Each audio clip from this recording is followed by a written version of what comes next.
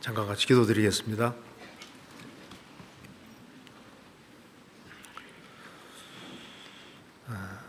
자비로우신 우리 아버지 하나님, 올 한 해도 주님께서 크신 은혜와 사랑으로 함께해 주시고 지금까지 이끌어 주신 것을 믿고 감사드립니다. 또 한 해를 마감하는 시점에서 이 귀한 동계수련회를 갖게 해주시는 것도 감사드립니다. 또 새해에도 주님께서 우리 가운데 역사해 주셔서 풍성한 결실의 삶이 되도록 도와주시고 주님께 영광과 찬송을 돌리는 귀한 한 해가 되도록 역사해 주시고 도와주옵소서. 오늘 모든 시종 주 성령께서 함께해 주시고 하나님의 말씀으로 우리 마음을 밝혀주시고 우리가 한 해를 또 열심히 주님 영광을 위해 살 수 있도록 도와주옵소서. 말씀을 증거하는 사람, 또 같이 교제 가운데 참여하는 모든 분들 주님께서 일일이 함께해 주시고 도와주옵소서. 오늘 이 말씀이 우리 마음에 교훈이 될 수 있도록 역사해 주시고 주 성령님의 도우심으로 우리 영혼 깊이 이 말씀이 새겨지도록 도와주옵소서. 모든 시종 주의 거룩한 손에 의탁드립니다. 우리 구주 예수 그리스도 이름으로 기도하옵나이다. 아멘. 먼저 성경 한 구절 찾겠습니다. 에스겔 47장입니다. 1227페이지입니다.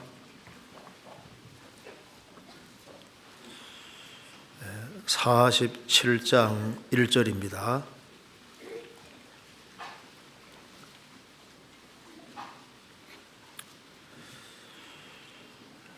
자, 1절부터 제가 읽겠습니다.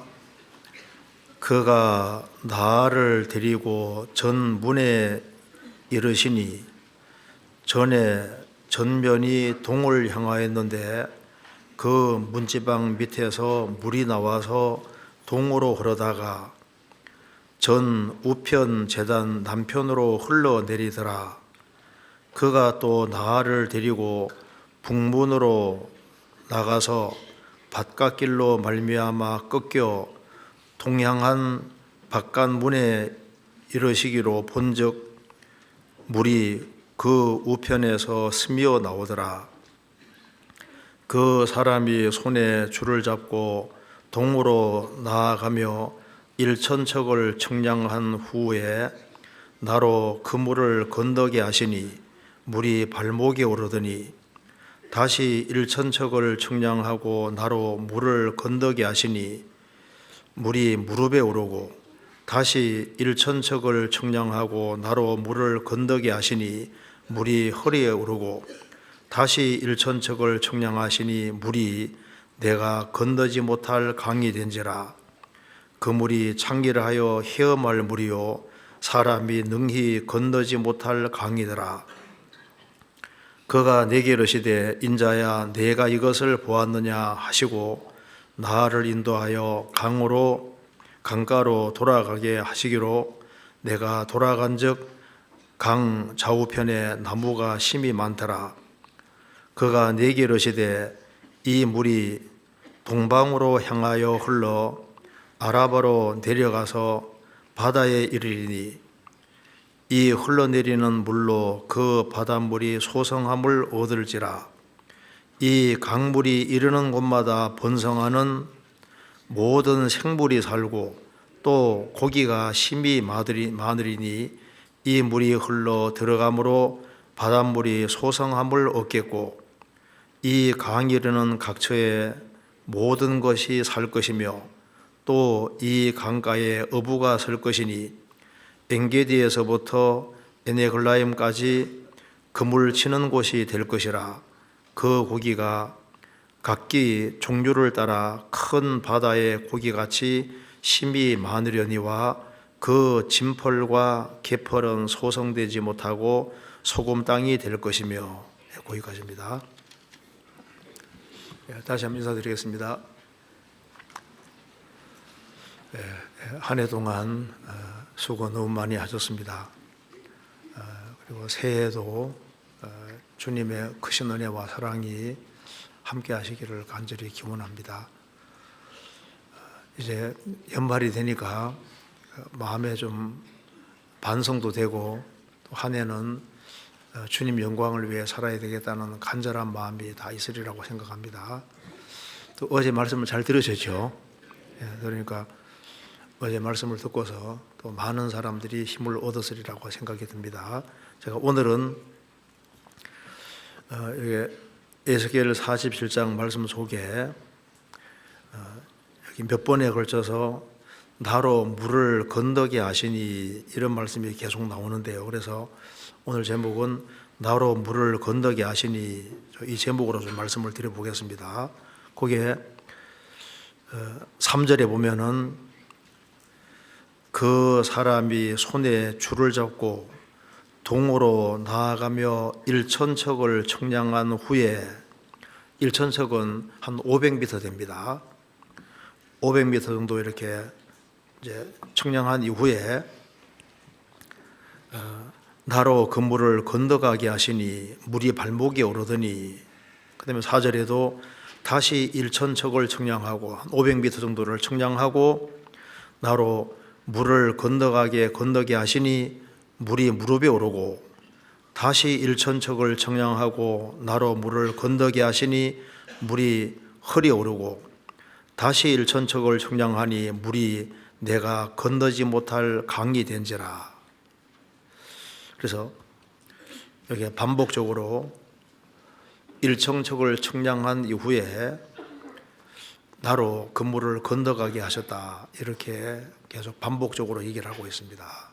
그러니까 이 말은 이제 물이 이렇게 흘러가는 쪽으로 이제 500m를 가게 하고 500m를 또 가게 하고 500m 가게 하는 이런 식으로 가게 했습니다. 그러니까 물이 흐르는 쪽으로 가게 한 겁니다. 이걸 한번 같이 좀 생각을 좀 해봐야 되겠습니다. 에스겔 47장은 천년 왕국에 대한 얘기입니다. 이제 예수님이 지상제리 마시면은 이 세상을 에덴 동산 같이 아름답게 바꾸시고 이제 예루살렘에 천년왕국 성전이 세워지게 됩니다. 이 47장에 천년왕국에 대한 얘기입니다. 47장 1절에 보면은 그가 나를 데리고 전문에 이르시니 여기 전이 천년왕국 성전 말합니다. 천년왕국에 들어가면은 실제 성전이 세워집니다. 그래서 전문에 이르시니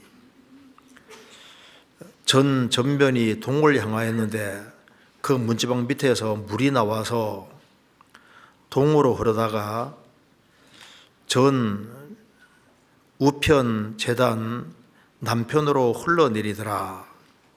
그가 또 나를 데리고 북문으로 나가서 바깥길로 말미암아 꺾여 동양한 바깥문에 이르시기로 본즉 물이 그 우편에서 스미어 나오더라. 그러니까 이제 요약하면 이렇게 됩니다. 천왕국에 성전이 실제로 세워지고 성전에서 이제 물이 흘러나와서 점점 물이 많아져서 이제 절반은 서해로 가고 절반은 동해로 간다고 했는데요. 이제 서해로 가는 것은 지중해 바다 쪽으로 가는 거고 동해로 가는 것은 이제 읽어보면 아시겠지만 이렇게 해서 어디로 가냐면 사해 바다 쪽으로 가는 겁니다. 사해 바다 쪽으로 쭉 가면서 이제 사해 바닷물이 소금 바다지 않습니까? 근데 물이 점점 많이 나와서 이 사해 바다가 소성함을 얻을 것이다. 사해 바닷물이 고쳐져서 사해 바다에 민물고기가 엄청 많아질 것을 지금 말하고 있습니다. 그래서 47장 10절에 보면은 또 이 강가에 어부가 설 것이라고 했습니다. 어부. 그래서 천왕국 속에 들어가면은 사해 바다에 물이 이제 소성되어서 사해 바다에서 이제 예루살렘 성전 안에서 흘러나오는 물이 점점 많아져서 사해 바다로 흘러 들어와서 사해 바닷물이 고쳐져서 물고기들이 아주 크게 번성할 것이기 때문에 천년국에서는 거기서 물고기를 잡을 것이다. 그러니까 실제 사실을 말하고 있는 겁니다. 그런데 이것이 우리 신앙생활에 아주 중요한 교훈이 됩니다. 천년왕국 성전 안에서 물이 흘러나와서 이제 점점 많이 흘러나와서 이제 절반은 사해 바다 쪽으로 가 사해 바닷물이 완전히 소성되어서 물고기들이 많아지고 절반은 서해로 가서 지중해 바다로 들어갈 것을 말씀했는데, 근데 여기서 물이 신약 시대로 말하면 이제 성령님의 그림자가 됩니다. 그래서 예루살렘 성전 안에서 물이 흘러나오는 것을, 이 물이 흘러나와서 이 물이 이제 접촉하는 곳은 생명체가 많이 번성하는 곳으로 바뀌잖아요. 그러니까 이 강물은 성령의 그림자가 될 수 있는데, 성경 처음 펼치면은 에덴 동산에서도 네 강이 흘렀습니다.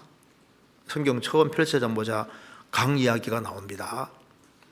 그리고 이스라엘이 출애굽에서 40년 동안 광야 생활할 때도 반석에서 이제 모세가 반석을 딱 치니까 물이 흘러나와서 강이 되잖아요. 강.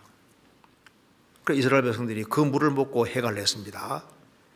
성경에 설명하기를 그 반석은 예수님이고 반석을 치니까 물이 흘러나왔는데 예수님이 십자가에 죽으심으로 성령이 물처럼 나올 것을 미리 보여주는 겁니다. 이스라엘은 그 물을 먹고 해갈 했는데 그 물은 성령님의 그림자가 되는 겁니다.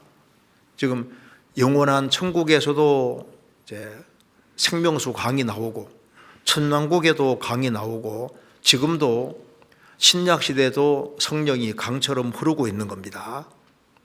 지금 이 물은 성령님의 그림자로서 우리가 좋은 교훈을 받을 수 있는 겁니다.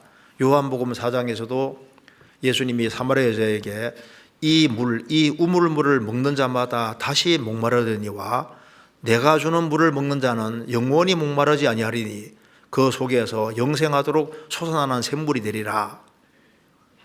이 우물물을 먹는 자마다 다시 목마를 것인데 내가 주는 물을 먹는 자는 영원히 목마르지 않을 것이다. 그 물이 뭘까요? 요한복음 7장에서 성령이라고 말씀하셨습니다. 자, 요한복음 7장 한번 보시겠습니다. 요한복음 7장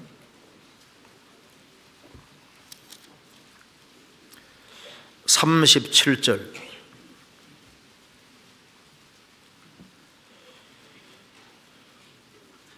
명절 끝날 곧 37절. 명절 끝날 곧 큰 날에 예수께서 서서 외쳐 가라사대 누구든지 목마르거든 내게로 와서 마시라. 나를 믿는 자는 성경의 이름과 같이 그 배에서 생수의 강이 흘러나리라 하시니 이는 그를 믿는 자에 받을 성령을 가르쳐 말씀하신 것이라. 예수님 말씀하시기를 누구든지 목마르거든 내게로 와서 마시라. 나를 믿는 자는 성경의 이름과 같이 그 배에서 생수의 강이 흘러나리라 하시니 이는 그를 믿는 자에 받을 성령을 가르쳐 말씀하신 것이라. 목마른 사람이 물을 마시면 해갈되는 것처럼 영혼의 목마름, 이 갈증을 뭐로 해결할 것이냐? 성령을 받을 때 영혼이 해갈될 것을 말씀하시는 겁니다. 그래서 이 우물물을 먹는 자마다 다시 목마를 것이다. 사마리아 여자가 6번째 남편하고 살고 있지만 그래도 만족이 없는 거예요. 눈에 보이는 그 무엇을 추구하더라도 진정한 만족이 없을 텐데 내가 주는 물을 먹는 자는 영원히 목마르지 아니할 것이다. 속에서 영생하도록 솟아나는 샘물이 되리라. 그 내가 주는 물이 뭐냐? 물이 바로 성령을 가리키는 겁니다. 사람이 성령을 받을 때 영혼이 해갈되는 거예요. 그래서 이스라엘이 출애굽했을 때 반석을 치니까 반석에서 물이 흘러나와서 그 물을 먹고 이스라엘은 갈증을 해갈했잖아요. 그처럼 신약시대 때도 예수님이 죽으시고 부활하셨고 성령이 지금 강처럼 흐르고 있습니다. 그래서 천왕국 성전에서 물이 쫙 흘러나오는 것처럼 지금 신약시대 교회가 성전이잖아요. 구원받은 무리가 성전이고 예수님은 교회의 머리고 교회는 몸이고 이스라엘이 출애굽에서 광야 생활하는 그 모습이 사도행전 7장에 광야교회라고 했습니다. 그래서 광야교회 안에 강이 흘렀던 것처럼 신약시대 교회 안에 성령이 강처럼 흐르고 있고, 그래서 우리가 주님을 머리로 받드는 무리 가운데서 거기에서 우리가 영혼이 해갈이 되는 겁니다. 고린도전서 12장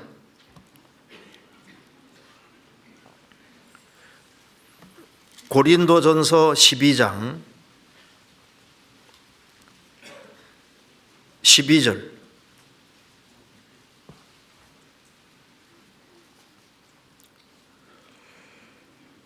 몸은 하나인데 많은 지체가 있고 몸에 지체가 많으나 한 몸인과 같이 그리스도도 그러하니라. 우리가 유대인이나 헬라인이나 종이나 자유자나 다 한 성령으로 세례를 받아 한 몸이 되었고 또 다 한 성령을 마시게 하셨느니라. 예수님은 머리고 구원받은 사람들이 모인 무리는 교회고 구원받은 한 사람은 지체의 각 부분입니다. 우리가 유대인이나 헬라인이나 종이나 자유자나 다 한 성령으로 세례를 받아 한 몸이 되었고 또 한 성령을 마시게 하셨느니라. 이 무슨 말입니까? 물 마시듯이 마신다. 성령을 물로 표현하고 있습니다. 그러니까 이스라엘은 광야 생활 속에서 반석에 나오는 물을 마신 것처럼 신약시대에는 성령을 마시는 겁니다. 그래서 에스겔 47장에 성전에서 흘러나오는 물은 실제 물을 말하는데 이것이 이제 우리에게도 중요한 교훈이 되는 겁니다. 그래서 그 천왕국 성전에서 흘러나오는 이 물을 그 성령님의 역사로 이해를 하면은 우리에게 아주 좋은 교훈이 되리라고 생각합니다. 그래서 이 에스겔 47장에 나오는 이 물은 이 놀라운 물입니다. 물이 쫙 흘러나오는데 이 물이 사해 바닷물을 완전히 바꾸잖아요. 바꿔서 이 물이 이르는 곳마다 엄청난 생명체들이 생겼습니다. 자, 에스겔 47장 다시 한번 잠깐 보시겠습니다. 47장 9절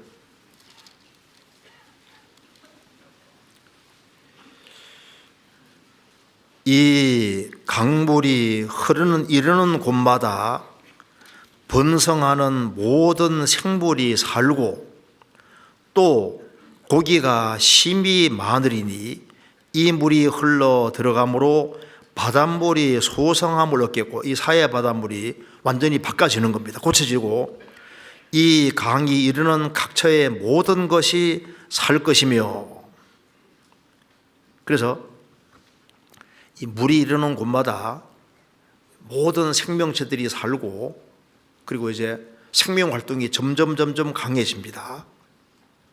그래서 우리가 이걸 통해서 우리 좀 생각을 해봐야 되겠습니다. 오늘 좀 생각해 볼 내용은 여기에 천왕국의 성전에 물이 흘러나오는 것을 보여주면서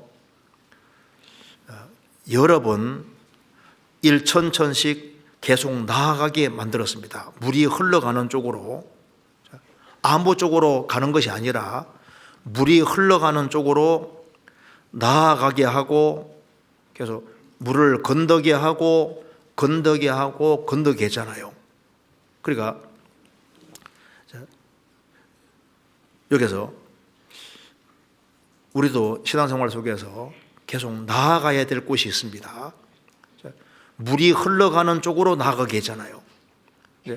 성령의 역사가 있는 그쪽으로 나아가게 만들었습니다. 그리고 실제로 나아갈 때마다 좋은 것을 경험을 하겠는데 일천척을 나아가니까 물이 발목에 오르고 더 나아가니까 이제 무릎에 오르고 더 나아가니까 허리에 오르고 더 나아가니까 이제 헤엄할 물이 되잖아요.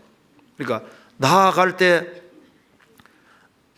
물이 차오르는 것을 경험했고, 이게 이제 우리 신앙생활 속에서도 실제 경험이라는 게 되어지기 위해서는 순종해서 나아가야만 그 경험이 될 수 있는 겁니다.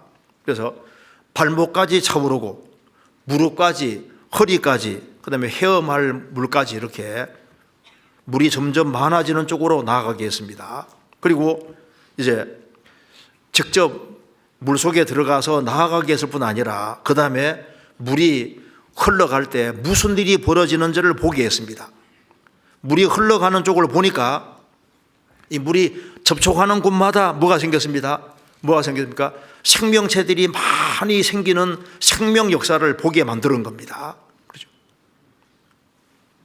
우리도 어디에서 생명의 역사가 나타나는지 그걸 봐야 됩니다. 물이 어디로 흘러가는지를 보고 물이 흘러가는 걸 보니까 거기에서 많은 생명체들이 나타나잖아요. 물고기들이 많이 번성했습니다. 신약시대에 사람을 물고기라고 표현 많이 하고 있잖아요. 어디서 생명 역사가 나타나는지 그걸 봐야 됩니다. 그래서 생명 역사가 나타나는 걸 보고 우리가 새해에도 우리 통해서도 더 많은 생명 역사가 어떻게 나타날지를 생각을 해야 됩니다. 그리고 여기 생명 역사가 나타나는데 여기에 특별히 경고를 하고 있습니다. 11절에. 그런데 그 진펄과 개펄은 소성되지 못하고 소금 땅이 될 것이며, 진펄은 이제 물이 아주 드물게 한번 들어와서 물이 고여 있기 때문에 이제 이게 질척질척하고, 그래서 여기에는 물이 계속 통하는 곳이 아니기 때문에 생명체가 자랄 수 있지 못하는 거예요. 그 다음에 개펄도 마찬가지입니다. 물 웅덩이 같은 것인데 이제 물이 가끔씩 들어갔다 나갔다 하지만은 계속 흐르는 것이 아니기 때문에 진펄과 개펄은 결국은 소금 땅이 될 것이다. 생명 역사가 없을 것을 여기에 경고해 주고 있습니다. 그러니까 왜냐하면 물이 계속적으로 흘러야만 생명체가 번성할 텐데 진펄과 개펄은 소성이 되지 못할 것이다. 우리가 신앙생활하는 가운데 왜 나를 통해서는 생명 역사가 없을까? 물이 가끔씩 들어와서는 안 되고 이게 끊임없이 계속적으로 흐를 때 그때 역사가 있을 수 있는 겁니다. 그래서 여기에서 성령의 충만을 받아라 했습니다. 그래서 여기에 우리가 기어코 물이 잘 흐르게끔 만들어야 됩니다. 성령이 나 통해 역사를 잘 할 수 있도록 그런 것을 좀 우리가 생각해 봐야 되겠습니다. 이제 그리고 우리 시대에 크리스찬들이 너무 신사적인데 우리 시대 젠틀맨이 되면 안 되고 거머리에게 두 딸이 있어 다고 한다고 했는데요. 그런데 우리는 주님께는 좀 매달리는 게 좋은 거예요. 그렇잖아요. 너무 젠틀맨이 되지 말고 우리가 좀 더 열정적이 되고, 천국은 침노한 자의 것이라고 했는데 지금보다 훨씬 더 적극적으로 신앙생활을 해야만, 그래야만 우리가 귀한 역사를 이루리라고 생각합니다. 자, 이런 내용을 한번 좀 생각을 해보겠습니다. 자, 에스겔 47장 3절에 보시겠습니다. 그 사람이 손에 줄을 잡고 동으로 나아가며 했습니다. 물이 있는 쪽으로 가면서 1,000척을 청량한 후에, 이 사람이 먼저 나아가서 청량한 후에 그 다음에 따라오게 하잖아요. 1,000척을 청량한 후에 나로 그 물을 건너게 하시니 물이 발목에 오르더니 다시 1,000척을 청량하고 나로 물을 건너가게 하시니 물이 무릎에 오르고, 다시 1,000척을 청량하고 나로 물을 건너게 하시니 물이 허리에 오르고, 그러니까 물이 흐르는 쪽으로 계속적으로 청량하고 나아가게 하고 나아가게 했습니다. 여기서 우리가 주님의 그 마음을 볼 수가 있습니다. 내가 1년이라는 시간을 되돌아봤을 때 나는 주님이 원하는 방향으로 생명 역사가 있는 쪽으로 계속 나아갔을까? 아니면은 정체해 있었을까? 이스라엘이 출애굽을 할 때 앞에 홍해 바다가 놓여 있지만 하나님 뭐라 하셨습니까? 앞으로 나아가게 하라고 했잖아요. 성경 출애굽기 한번 찾아보겠습니다. 출애굽기 14장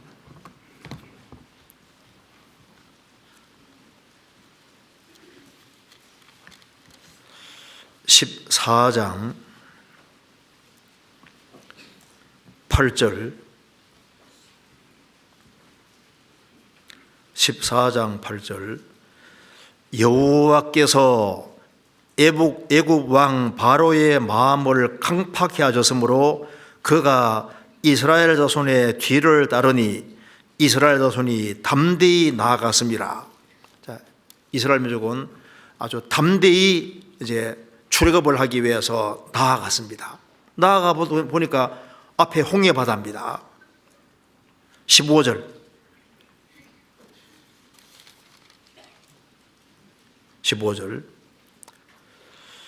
여호와께서 모세에게 이르되 너는 어찌하여 내게 부르셨느뇨? 이스라엘 자손을 명하여 앞으로 나아가게 하고 앞으로 나아가게 하라고 했습니다. 하나님이 홍해 바다를 실제로 가르시고 이스라엘 백성들은 앞으로 나아가서 홍해 바다를 통과했고 그리고 광야를 통과하고 요단강을 건너서 가나안 땅까지 앞으로 나아갔습니다. 그 호주 오스트레일리아의 한 군대는 이 군복에 한쪽에는 에뮤, 한쪽에는 캥거루를 딱 붙이고 있다고 합니다. 그 에뮤가 그 타조같이 생긴 건데요. 발이 앞쪽으로 되어 있어서 뒤로 가면 무조건 자빠지는 거예요. 그러니까 에뮤라는 새는 무조건 앞으로 갈 수밖에 없습니다. 그 다음에 캥거루는 뒤로 갈 수 있어요, 없어요? 꼬리가 뒤로 되어 있으니까 뒤로는 못 가요. 앞으로만 가도록 되어 있습니다. 그러니까 우리 군대는 에뮤처럼 캥거루처럼 우리는 앞으로 전진할 뿐이다. 그런 의미에서 딱 두 개를 이렇게 붙이고 있는데 그리스도인도 마찬가지입니다. 그리스도인들은 구원받은 이상 이제 앞으로 전진하도록 우리가 부르심 받은 겁니다. 구원받고 주님 앞에 갈 때까지 나아가다가 주님 앞에 가면 얼마나 좋겠습니까? 그런데 우리가 1년을 이제 되돌아봤을 때 신앙이 정체한 사람도 있을 것이고 후퇴한 사람도 아마 꽤 있었을 겁니다. 신앙이 정체되는 원인이 여러 가지가 있겠죠. 우리가 습관적으로 신앙생활 하다 보면 자기도 모르게 신앙이 정체되고 있는데 모를 수 있습니다. 자신은 신앙생활을 잘하고 있다고 생각하는데 그런데 신앙이 자기도 모르게 정체되어 있을 수 있고 또 신앙이 점점 식어서 미전해지는 사람도 있을 수 있습니다. 계시록 3장에 내가 차든지 더없든지 하기 원한다고 말씀하신 대로 믿으려면 아주 확실하게 믿어야 되는데 주님께서 제일 싫어하는 것이 뭡니까? 내가 이같이 미지근하여 차지도 아니하고 더없지도 아니하니 내 입에서 토하여내치리라. 주님께서 미지근한 건 못 받으시는 겁니다. 아마 한 해 돌이켜봤을 때 신앙이 뜨거운 신앙이었다가 이제 미지근한 신앙으로 바뀌어진 사람이 있을지도 모릅니다. 그리고 신앙이 육신적으로 잘 돼가기 때문에 만사가 형통하고 잘 돼가는 그것 때문에 육신적으로는 잘 돼갔는데 신앙생활은 정체될 수도 있는 거예요. 만사가 형통하고 평탄하고 잘 돼갈 때 조심해야 됩니다.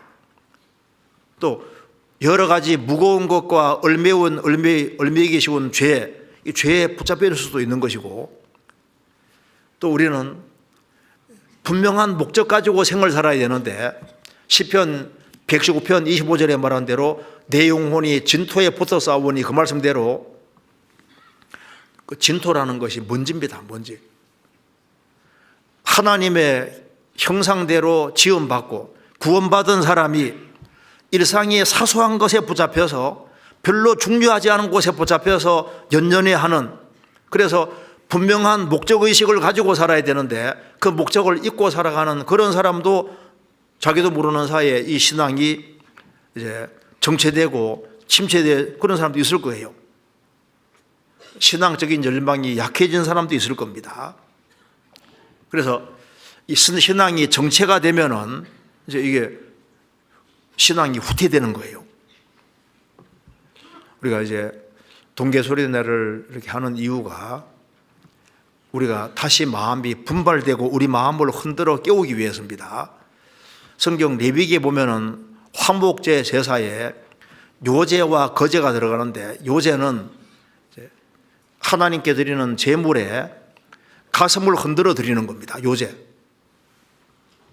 우리가 신앙생활하는 가운데 우리 마음이 좀 가끔 흔들어질 필요가 있습니다. 흔들어 깨워야 되는 거예요.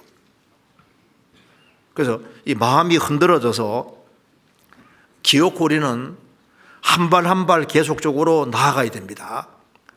이스라엘이 출애굽해서 이제 이 가나안 땅까지 갈 때 거리가 상당히 가까운 거리입니다. 호렙산에서부터 가데스 바네아까지 10하루길입니다. 11일이면 통과할 수 있는 길인데 불순종해서 38년 동안 뺑뺑이 돌았잖아요. 주님 말씀하신 대로 10하루면은 갈 수 있는 길을 왜 38년 걸렸을까요? 왜? 불순종 때문에 그렇게 된 겁니다. 자, 나아가고. 자, 이거 주님께서 원하는 마음일 겁니다.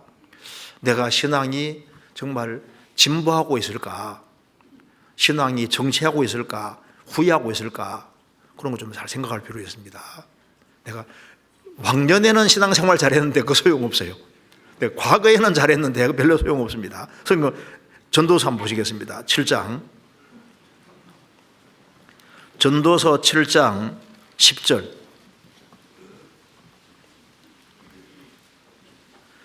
7장 10절 같이 한번 읽어보겠습니다. 7장 10절입니다. 옛날이 오늘보다 나은 것이 어찌미냐 하지 말라. 이렇게 묻는 것이 지혜가 아니니라. 옛날이 오늘보다 나은 것이 어찌미냐. 과거에는 좋았는데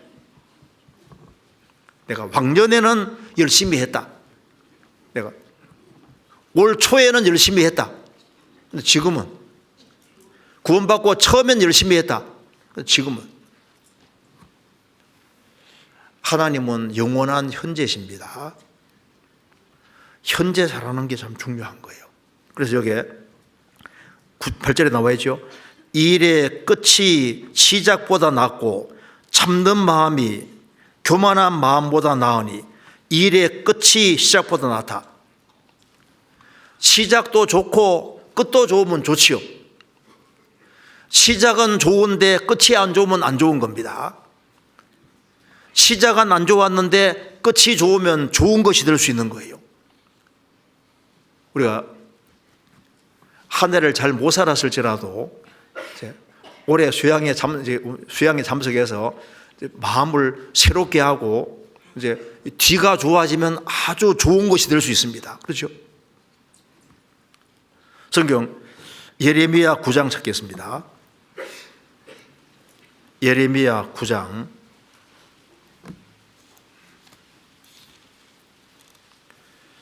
9장 3절입니다.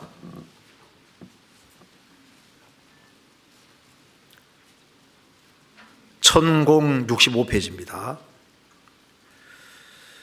그들이 활을 당김같이 그 혀를 놀려 거짓을 말하며 그들이 이 땅에서 강성하나 진실하지 아니하고 악에서 악으로 진행하며 또 나를 알지 아니하느니라. 하나님의 선민 이스라엘이 하나님과 점점 멀어져서 육신적으로는 강성한데 하나님 볼 때는 점점 후퇴했습니다. 그래서 악에서 악으로 진행하며 또 나를 알지 아니하느니라. 무슨 말입니까? 악에서 점점 더 큰 악으로 진행했습니다. 그러니까 지금 세상을 보시면 세상은 악한 데서 점점 더 악한 데로 점점 나아가고 점점 안 좋게 바뀌어집니다. 한때는 신앙생활을 잘 하는 것처럼 보였는데 점점 세상에 물들어서 점점 신앙이 안 좋아진다면 이건 큰일이잖아요. 악에서 악으로 진행하는 것이 아니라 믿음에서 더 큰 믿음으로, 생명에서 더 풍성한 생명으로 좋은 쪽으로 우리가 나아가야 됩니다. 그렇잖아요. 그래서 나아간다. 에스겔 47장에서 강물이 흐르는 쪽으로 500m씩 나아가게 했습니다. 점점. 우리가 환난과 역경과 어려움이 있다 할지라도 뒤로 물러가지 아니하고 앞으로 계속 나아갈 때 주님께서 그걸 정말 기뻐하실 겁니다. 성경 히브리서 10장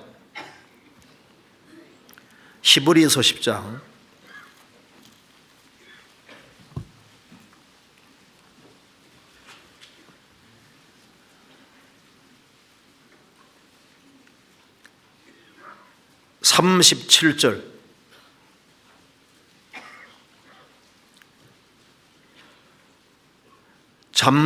잠깐 후면 오실리가 오시리니 지체하지 아니하시리라. 오직 나의 의인은 믿음으로 말미암아 살리라. 또한 뒤로 물러가면 내 마음이 저를 기뻐하지 아니하리라 하셨느니라. 우리는 뒤로 물러가 침륜에 빠질 자가 아니요 오직 영혼을 구원하려는 믿음을 가진 자니라. 잠깐 후면 오실리가 오시리니 지체하지 아니하시리라. 정말 우리는 주님을 살아서 맞이할 수 있는 특별한 시대에 살고 있습니다. 오직 나의 의인은 믿음으로 말미암아 살리라. 믿음으로 산다는 것이 무엇일까요? 여기 말씀한 대로 또한 뒤로 물러가면 내 마음이 저를 기뻐하지 아니하리라 하셨느니라. 주님 보고 계십니다. 어떤 환난과 역경 앞에서도 뒤로 물러가지 말고 앞으로 전진하는 것을 주님께서 원하시는 겁니다. 그래서 구원받고 1년이 지나고 2년, 3년 지날수록 계속 앞으로 전진하고 계속 나아가는 그거 원하십니다. 누가복음 5장에서도 예수님께서 베드로에게 말씀했습니다. 깊은 데로 가서 그물 내려 고기를 잡아라. 깊은 데로 가라고 말씀하시잖아요. 깊은 데로. 그 말씀에서 깊은 데로 가라면 같이 따라갈 수밖에 없는 겁니다. 가야 됩니다. 에스겔 47장에서도 물이 흘러나오는데 물이 깊어지지만 그쪽으로 계속 나아가게 만들었잖아요. 나아가게끔. 그래서 내 신앙이 전진하고 있는지 정체하고 있는지 후퇴하고 있는지 이걸 우리가 새해를 시작하는 입장에서 깊이 좀 생각을 해야 됩니다. 우리 시대에 너무 바쁜데요. 너무 분주하고 너무 바쁜데 그게 꼭 좋은 것만은 아닙니다. 창세기 25장에 보면은 이삭에게 두 아들이 태어나잖아요. 하나는 에서와 하나는 야곱입니다. 근데 에서는 익숙한 사냥꾼인 고로 들사람이 되고 야곱은 종용한 사람인 고로 장막에 거하니 그런 말씀이 있는데 에서는 장자로 태어났습니다. 근데 에서는 너무 바빠요. 자, 이삭의 아들입니다. 이삭은 얼마나 훌륭한 사람입니까? 그러니까 이삭은 아들들이 훌륭하게 되기를 원하니까 이 아들들에게 하나님에 대한 교육을 분명히 시켰을 겁니다. 하나님에 대해서 많은 얘기했을 거 아니에요. 그 이야기를 많이 들었는데 에서도 처음에는 아버지 말씀을 귀하게 생각했을 것인데 자꾸 바깥에 뛰어다니다 보니까 너무 재밌는 거예요. 익숙한 사냥꾼이 됐다.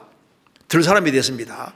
그러니까 이제 아버지가 하나님에 관해서 신앙에 대해서 얘기할 때 처음에는 잘 듣는 것처럼 보였지만은 이제 점점 그게 식상하게 느껴지고, 그래서 우리 아버지 또 오늘 또 설교가 길어지네.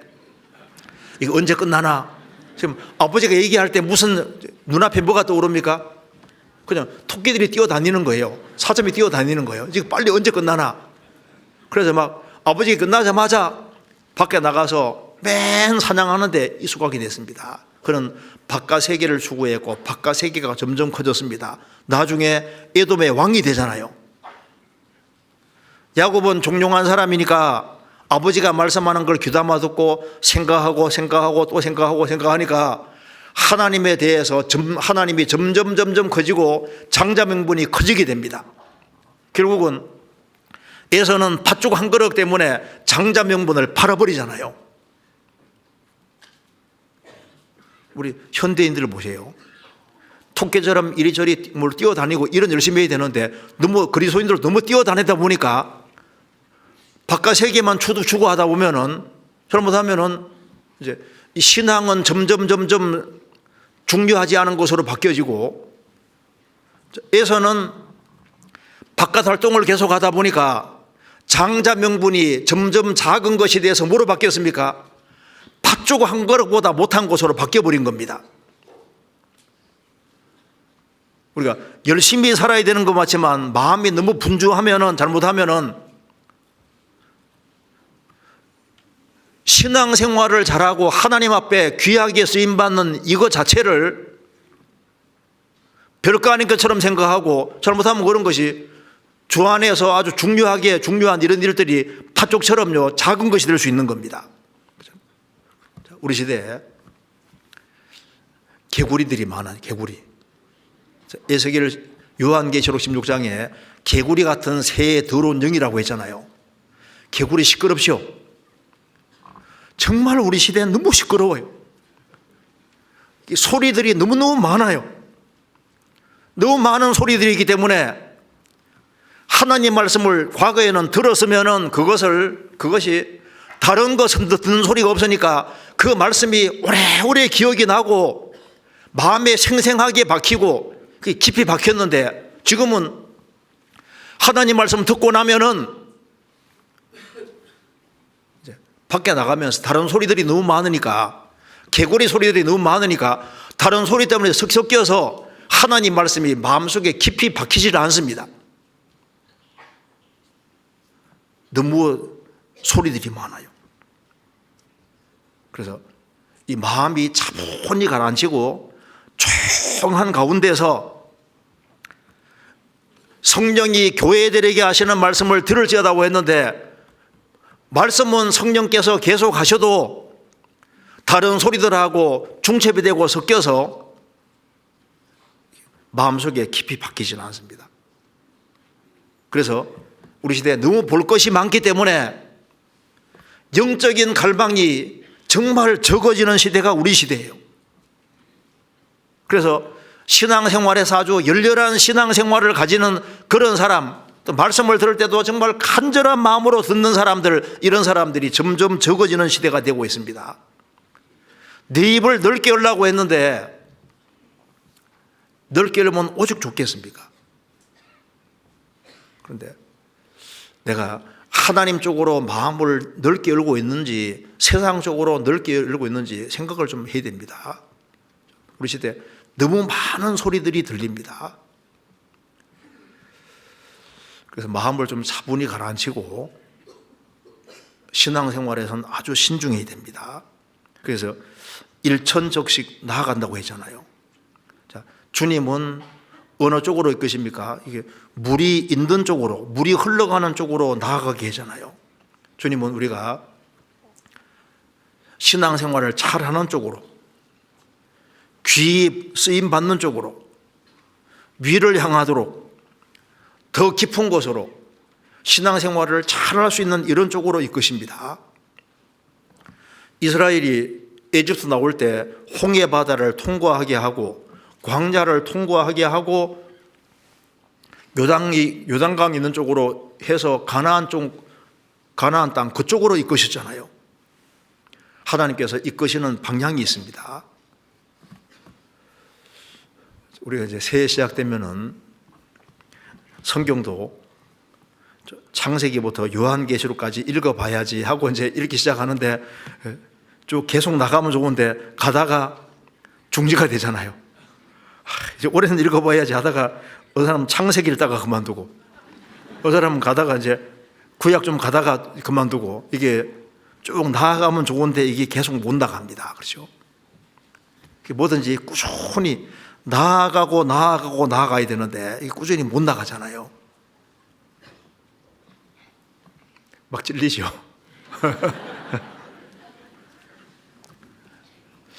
여기에 제가 성경이 창세기 보시면 창세기에 아벨 뒤에 뭐가 있습니까? 하나님이 아벨 대신에 셋 두십니다. 셋 뒤에 에노스가 나오고 그 뒤로 쭉 가면은 에녹이 나오고 그 뒤에 노아가 나오잖아요. 자, 아벨은 믿음으로 의롭다함을 얻었습니다. 자, 믿음으로 의롭다함을 얻었으면 그 다음에 어디로 나가야 될까요? 그 다음에 아벨 대신에 셋 주셨는데 셋이란 말이 원래 고정되다, 지정되다 그런 뜻입니다. 우리가 봐요. 믿음으로 구원받으면은 셋처럼 우리가 어디에 고정되어야 되냐 하면은 주님이 원하시는 몸된 교회에 딱 고정되어 있는 것이 셋은 지정되다, 고정되다 그런 뜻입니다. 그러니까 믿음으로 얻었으면은 교회에 딱 연결되어 있는 것이 맞잖아요. 그 다음에 에노스는 에노스 시대에 비로소 사람들이 여호와 이름을 불렀다라고 나와 있는데 창세기 4장에 나와 있습니다. 그러니까 여호와 이름 불렀다는 말이 뭡니까? 같이 교제하고 하나님께 기도했단 말입니다. 그러니까 교회 연결되고 그 다음에는 성도들과 같이 교제하고 기도하고 그 다음에 에녹은 하나님과 동행하면 하나님 기쁘시게 하고 에녹은 이제 하나님과 동행하면서 하나님 기쁘시게 하는 삶을 살았고 그 다음에 노아는 방주 짓는 일을 했잖아요. 하나님과 동력 함께 일했습니다. 이 방향이 우리가 가야 될 방향하고 똑같은 거예요. 믿음으로 얻었으면은 그 다음에 교회에 연결되어서 딱 고정되고 연결되어서 같이 에노스처럼 같이 모임 속에서 교제하고 같이 기도하고 그 속에서 에녹 하나님과 동행하며 하나님을 기쁘시게 하고 그 속에서 하나님과 함께 방주 짓는 일을 하는 것처럼 우리는 주님 몸된 교회를 세우기 위해서 같이 함께 일하는 겁니다. 순수도 비슷하잖아요. 성경 아가서 한번 보시겠습니다. 여기에 순서가 나와 있는데 한번 잠깐 봅시다. 아가서 1장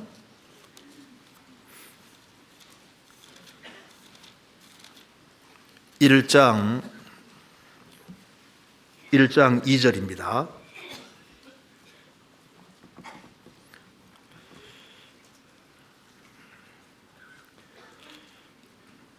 (1장 2절) 내게 입맞추기를 원하니 내 사랑이 포도주보다 나음이로구나. 3절 왕이 나를 침공으로 이끌어 들이시니 너는 나를 인도하라. 우리가 너를 따라 달려가리라. 우리가 너를 인하여 기뻐하며 즐거워하나니 내 사랑이 포도주에서 지남이라. 처녀들이 너를 사랑함이 마땅하니라.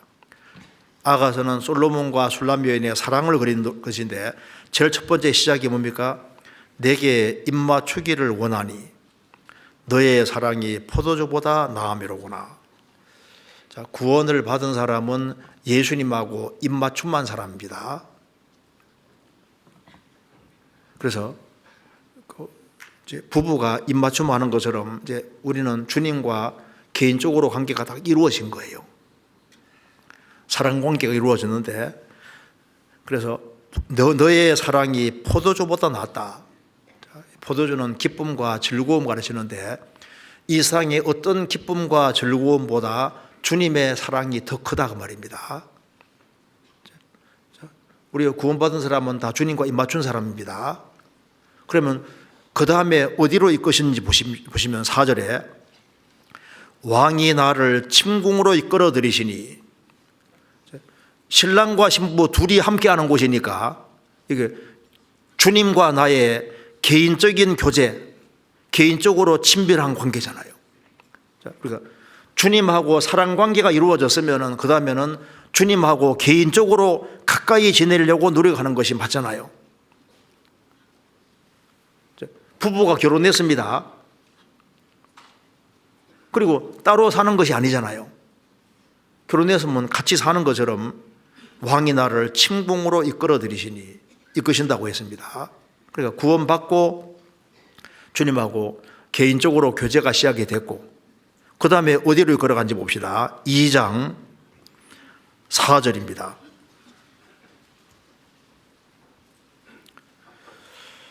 그가 나를 인도하여 잔치집에 들어갔으니 그 사랑이 내 위에 기로구나.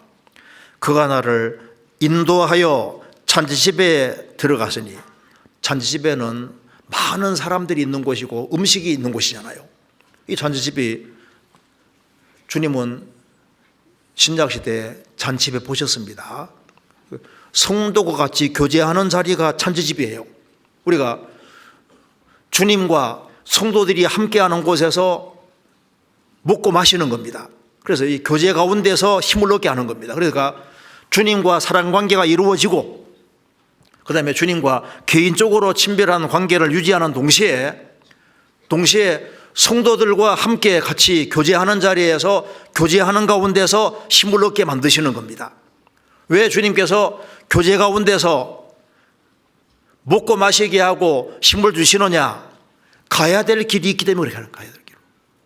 그 다음에 어디로 이끌어가는지 봅시다. 아가서 2장 10절.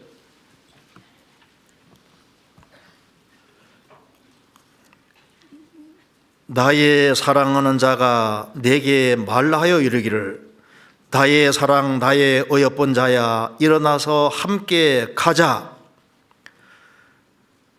겨울도 지나고 비도 그쳤고 지면에는 꽃이 피고 새에 노래할 때가 이르렀는데 반구의 소리가 우리 땅에서 들리는구나. 포도나무에는 푸른 열매가 익었고 포도나무에는 꽃이 피어 향기를 더하는구나. 나의 사랑, 나의 어여쁜 자야, 일어나서 함께 가자. 자, 입맞춤이 있고, 그 다음에 침궁으로 이끌어들이시고, 그 다음에 잔치집으로 이끌어들이고, 잘 먹이고 난 이후에 가게 하잖아요. 우리 주님은 무조건 사람을 끌고 가는 게 아니라 잘 먹이시고 가게 하시는 겁니다. 여호와는 나의 목자시니 내가 부족함이 없으리로다. 그가 나를 푸른 추장에 누이시며 쉴만한 물가로 인도하시는도다. 내 영혼을 소생시키시고 자기 이름을 위하여 의의 길로 인도하시는도다. 의의 길로 걸어가게 하기 전에 뭐 했습니까? 먼저 많이 먹였잖아요. 푸른 초장에 누이시며 초장에서 풀을 뜯어먹고 잘 먹였습니다.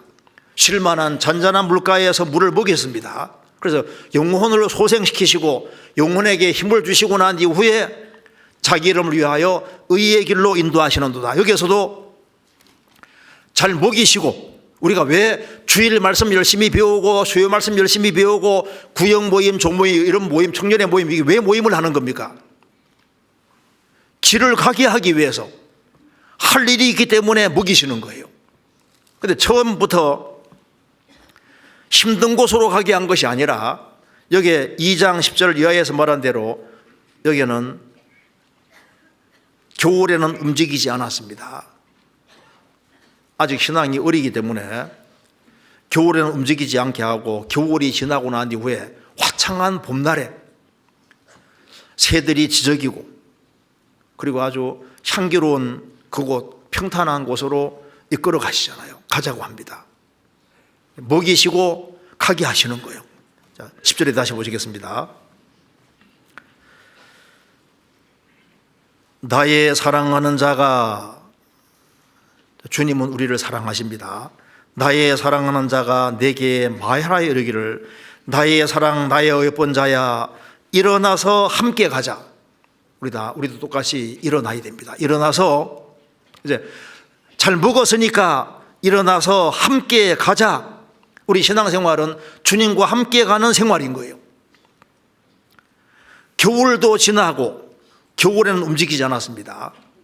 겨울이 지났고 비도 그쳤고 지면에는 꽃이 피고 새의 노래할 때가 이르렀는데 반구 비둘기의 소리가 우리 땅에서 들리는구나. 포도나무에는 푸른 열매가 익었고 포도나무에는 꽃이 피어 향기를 토하는구나. 나의 사랑 나의 예쁜 자야 일어나서 함께 가자. 처음에는 평탄한 곳으로 이끄시잖아요. 나중에는 이제 좀 시간 지나가면 높은 곳까지 가자고 합니다. 이게 4장 8절입니다. 4장 8절.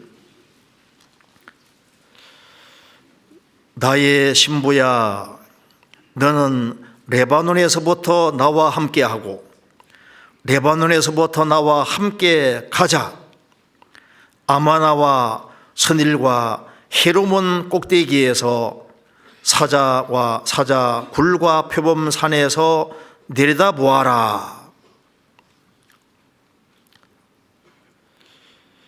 나의 신부야는 레바논에서 붙습니다. 그러니까 아마 이 술람 여자가 원래 레바논 출신인 것 같아요.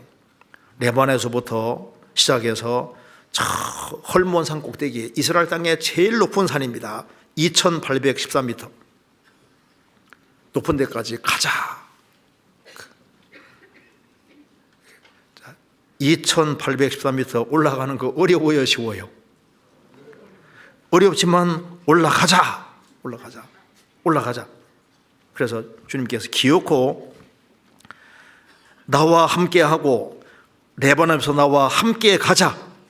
어디까지 가냐 하면은 아마나, 이제 헐몬산까지 가는 길에 있는 산입니다. 아마나와 선일과 헤르몬 산 꼭대기까지 기어코 올라가기 위해서 거기에서 내려다 보아라. 기어코 올라가게 만들잖아요. 힘들지만은 꼭대기까지 따라가야 됩니다. 그래서 저 제일 높은 데서 올라가서 이렇게 보면은 보이잖아요. 저 레바논이 보입니다. 내가 살던 곳이 보이는 거예요. 우리가 위에서 꼭대기에서 보면은 우리의 과거가 보입니다. 그러잖아요. 내가 과거에 얼마나 많은 죄를 지었는지도 보이고 내가 은혜로 어떻게 구원받았는지도 보입니다. 그리고 지금까지 주님께서 쭉 이끌어 오신 것도 보이잖아요.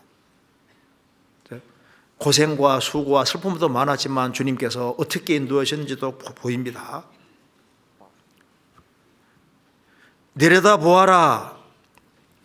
위에서 보면은 이 불쌍한 잃어진 영혼들, 멸망으로 달려가는 영혼들도 보이고, 높은 데서 보면은 영혼의 눌림도 많이 생기고 책임도 많이 생기고, 높은 데서 내려다 보면은 세상도 작아 보이고 화려한 집도 조그맣게 보이고 정말 이 세상이 부질없다는 것도 보입니다.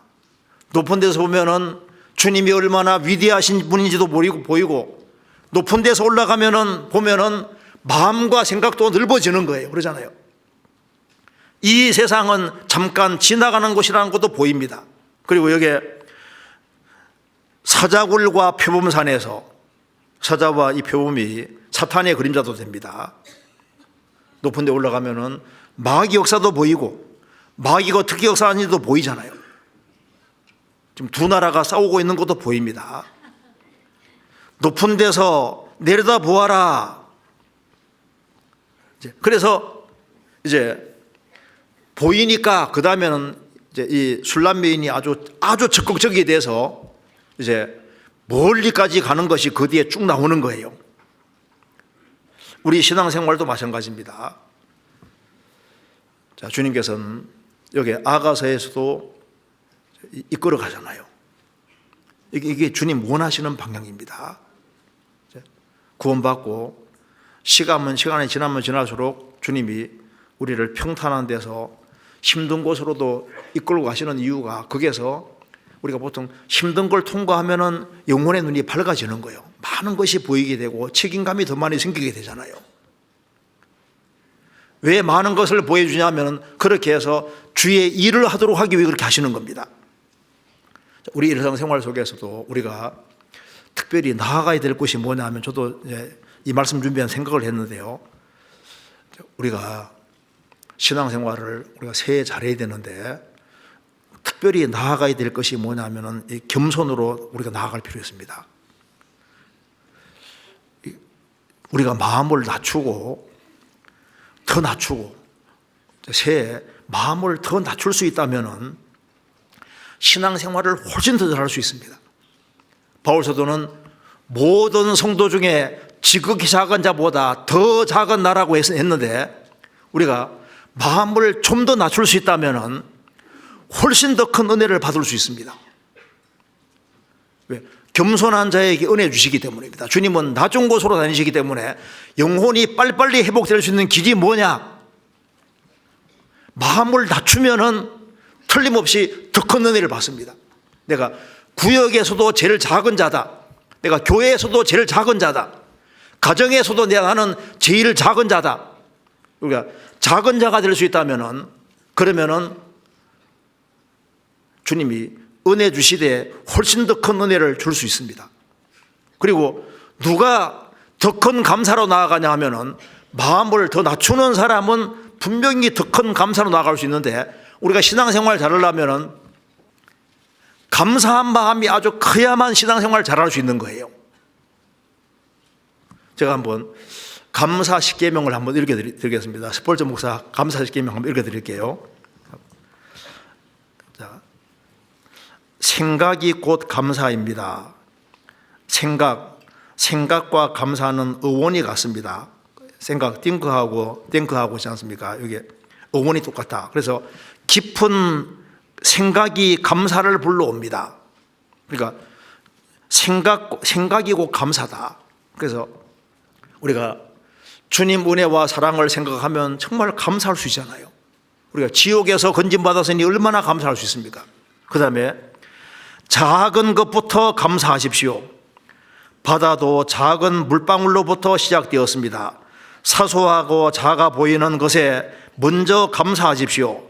그러면 큰 감사거리를 반드시 만나게 됩니다. 세 번째, 자신에게 감사하십시오.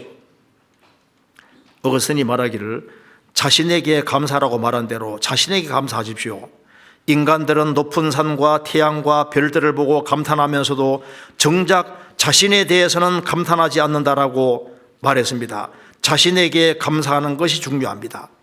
자기 자신에게 감사하십시오. 이렇게 만들어준 거 감사하십시오.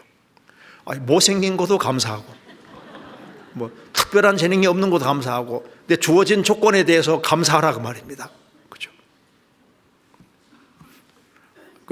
요 상태를 감사해야 된다. 네, 그 다음에 네 번째, 일상에 감사하십시오. 숨을 쉬거나 맑은 하늘을 보는 것처럼 관심을 가지지 않으면 절대 할 수 없는 감사가 어려운 감사입니다. 일상적인 것에 감사. 다섯 번째, 문제를 감사하십시오. 어떤 문제에도 반드시 해결책은 있게 마련입니다. 문제를 감사하고, 그 다음에 더불어 함께 감사하십시오. 장작도 함께 쌓여 있을 때 더 잘 타는 법입니다. 내 인연들과 이게 이제 내 연결되어 있는 사람들과 함께 감사를 나누면 몇 배의 결실로 들어옵니다. 일곱 번째, 그럼에도 불구하고 감사하십시오. 결과를 보고 감사하지 마십시오.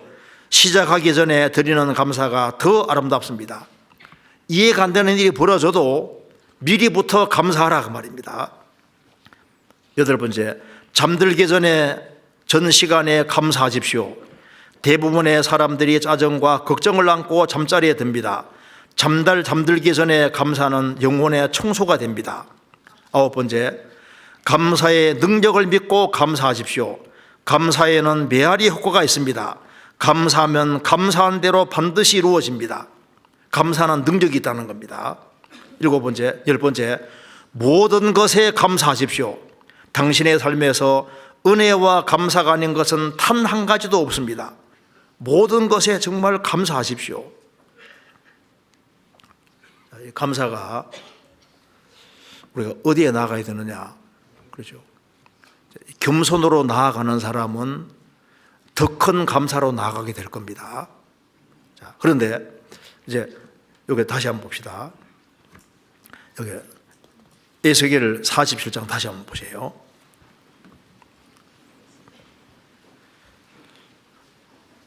삼 절에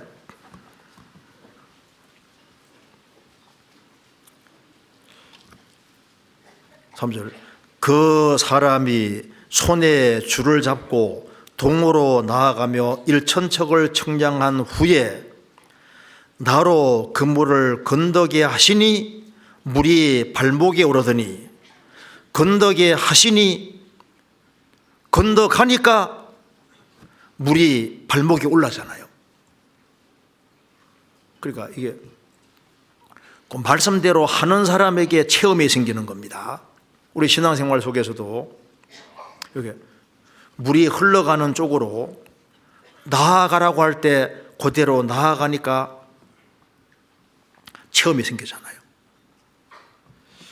여기 물이 쫙 흘러가는 쪽으로 나아간 것처럼 우리도 성령 역사가 있는 쪽으로 나아가야 됩니다. 여기 처음에 발목부터 언급이 되어 있습니다. 그 사도행전 3장에 보면은 날 때부터 이게 나면서부터 안전병이가 된 사람을 베드로 사도가 고치는데요. 고치니까 발과 발목이 힘을 얻었다고 했습니다.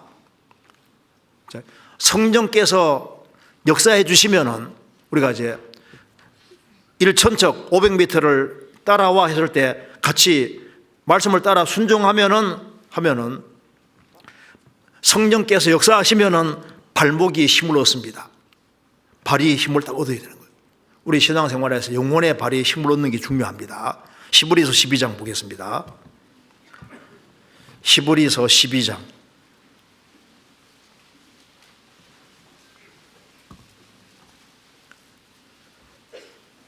12절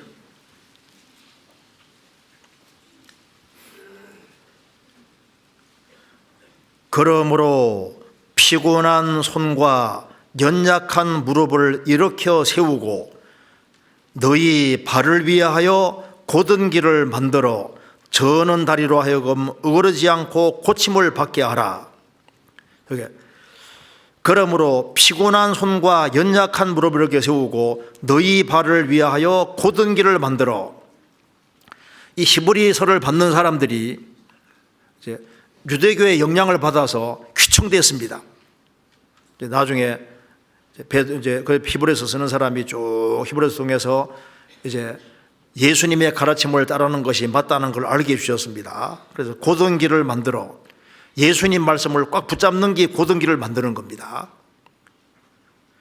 너희 발을 위하여 곧은 길을 만들어 저는 다리로 하여금 어그러지 않고 고침을 받게 하라. 그래서 저는 다리가 고침을 받아야 됩니다. 우리가 발이 고침받으면 잘 걸어갈 수 있는 것처럼 이제 이 신앙생활하는 가운데 성령께서 역사하시면은 이제 발이 힘을 딱 발목이 힘을 얻어서 이제 주님 원하는 방향 쪽으로 잘 걸어갈 수 있다면 이게 축복입니다. 물이 발목까지 딱 왔잖아요. 우리가 구원받고 난 이후에 이제 교제 가운데 나와서 이제 신앙생활 좀 하다 보면요, 성령께서 역사하시면은 발목이 힘을 딱 얻어요. 얻어서 이제 주님을 위해서 씩씩하게 걸어갈 수 있는 식으로 바뀌어집니다. 성경 레위기 26장 레위기 26장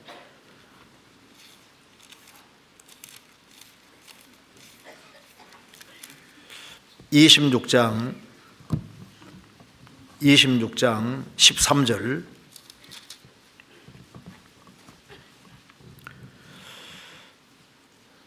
제가 읽겠습니다.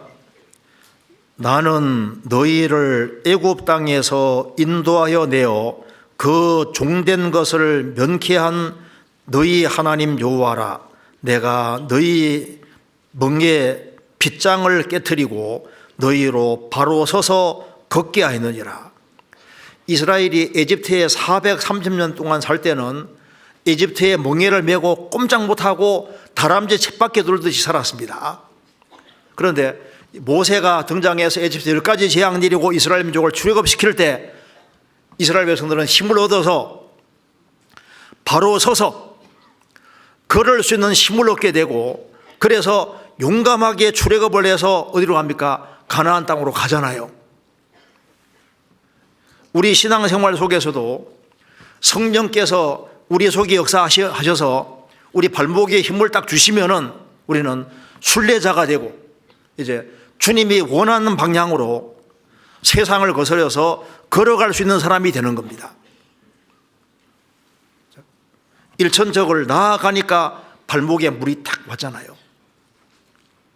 여기 처음에는 구원받은 무리 가운데 나오는 것이 힘들었을지 몰라도 한 번 나오고 두 번 나오고 세 번, 몇 번 나오다 보면 발목에 힘이 딱 생기죠. 그 다음에는 모임에 나오는 게 너무너무 자연스럽게 바뀌어지는 거예요. 그 다음에 일천적을 더 나아가게 하니까 그 다음에는 무릎에 힘이 생겼습니다. 무릎까지 물이 탁 찼잖아요. 원래 이 시브리 말로 무릎이란 말이 축복이란 말, 축복이란 말인데요. 바라크 축복이란 말인데 무릎까지 딱 찼잖아요. 사드랑 메삭 아벳노고가 파라오 왕이 세운 에집트 여기 바벨론에 느부갓네살 왕이 세운 금유상에 무릎을 안 꿇었습니다.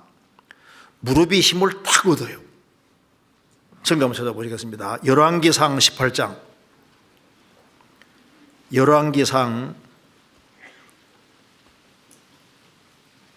19장 18절.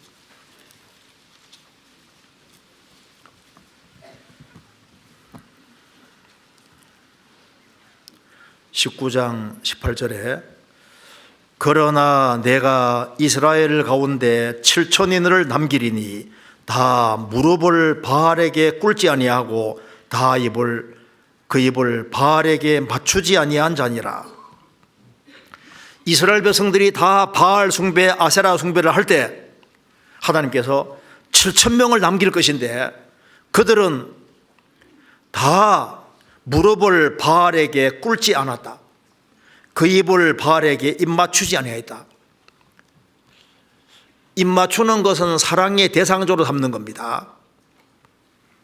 그래서 주님께 입 맞추고 주님 앞에 무릎을 꿇고 바알 우상에게 무릎을 꿇지 않는 사람이 7천이 있다고 했습니다.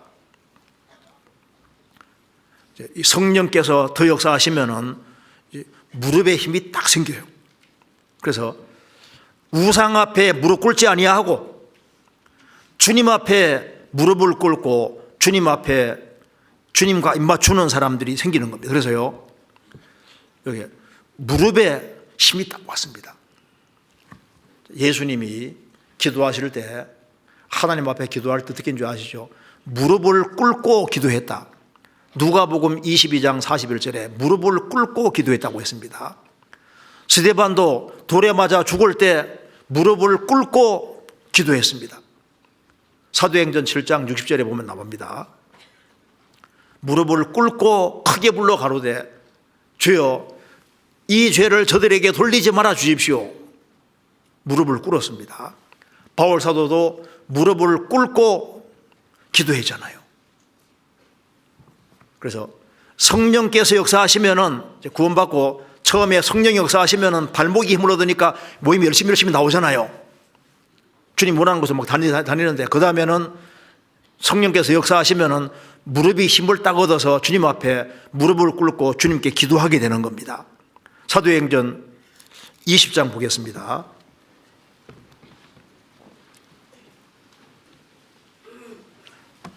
사도행전 20장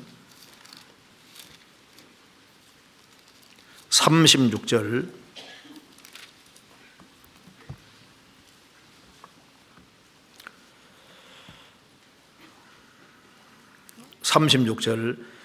이 말을 한 후 무릎을 꿇고 저희 모든 사람과 함께 기도하니, 바울 사도가 에베소를 떠나면서 무릎을 꿇고 저희 모든 사람과 함께 기도했다. 21장 5절, 이 여러 날을 지난 후 우리가 떠나갈새 저희가 다 그 처자와 함께 성문 밖까지 전송하거늘 우리가 바닷가에서 무릎을 꿇어 기도하고, 에베소서 3장 15절에 이름을 주신 아버지 앞에 무릎을 꿇고 빈다고 말씀했습니다. 솔로몬도 열왕기상 8장 54절에 무릎을 꿇고 기도했다고 했습니다. 그래서 다니엘도 다니엘서 6장에 무릎을 꿇고 하나 3번씩 기도했다. 그래서 주님께서 역사하시면은 무릎을 딱 꿇는다는 말씀이 뭡니까? 그 주님의 간절한 도움을 구하는 사람이 되는 겁니다. 그리고 무릎 꿇는 것은 주님을 경배하는 모습하고 똑같습니다. 시편 95편입니다. 시편 95편 6절,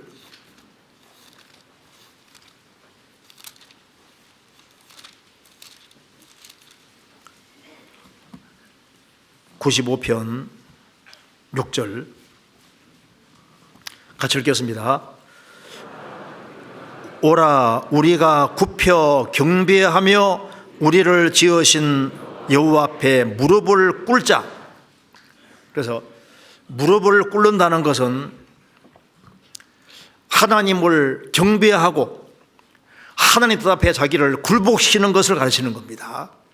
그래서 성령께서 역사하시면은 기도하는 신앙이 되고, 그리고 성령께서 역사하시면은 주님을 중심으로, 오로 주님 중심으로 살고 주님 앞에 주님의 도움을 간절히 구하며 사는 그런 신앙이 되는 겁니다. 그리고 이제 더 나아가니까 어떻게 됐습니까? 허리에 힘을 얻었습니다. 허리에 힘을 얻은 것은, 이게 성경에서 이 허리에 물이 찼다. 허리는 이게 일하는 부분이 일. 그래서 예수님이 다니엘서 10장 보면은 예수님 모습이 나오는데 허리에 띠를 띠고 계셨습니다.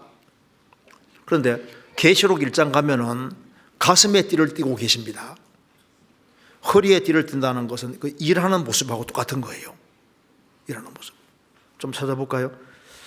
여기 다니엘서 10장 보겠습니다. 다니엘서 10장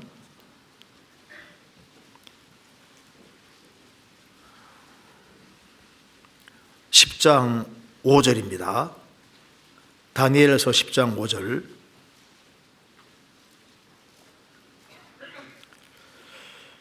그때 내가 눈을 들어 바라본 적 한 사람이 세마포옷을 입었고 허리에는 우바스 정금띠를 띠었고 그 몸은 황옥 같고 그 얼굴은 번개빛 같고 그 눈은 횃불 같고 그 팔과 발은 빛난 녹과 같고 그 말소리는 무리의 소리와 같더라. 여기 요한계시록 1장에 예수님 모습이라고 되어 있는데요, 여기에 말씀하기를 그 한 사람이 세마포옷을 입었고 허리에 우바스 정금띠를 띠었다. 분명히 허리에 띠를 띠고 있다고 그러죠. 이때는 예수님이 죽으시고 부활하시기 전이기 때문에 예수님이 죽으시고 부활하시는 일을 완성할 때까지는 허리에 띠를 띠고 있는 거예요.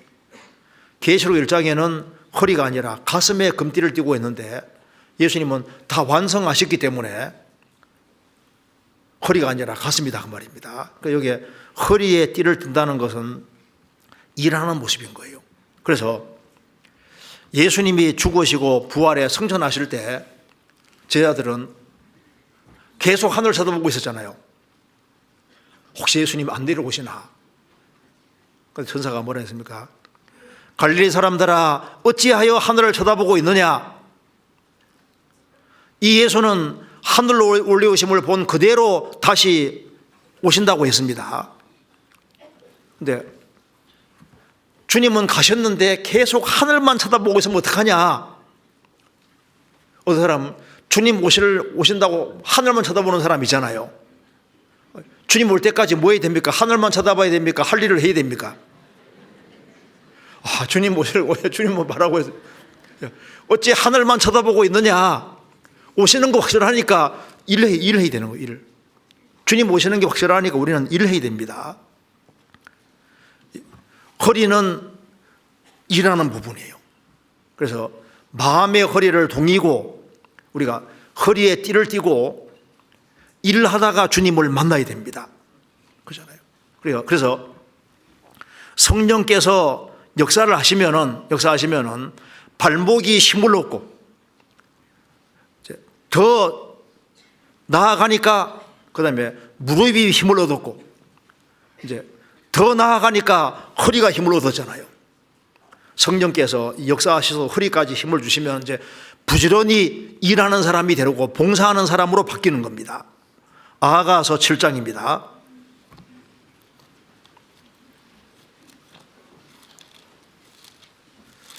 아가서 7장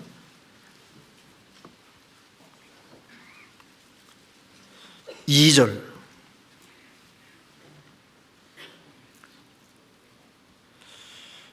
배꼽은 섞은 포도주를 가득히 부은 둥근 잔 같고 허리는 백합화로 두른 밀단 같구나.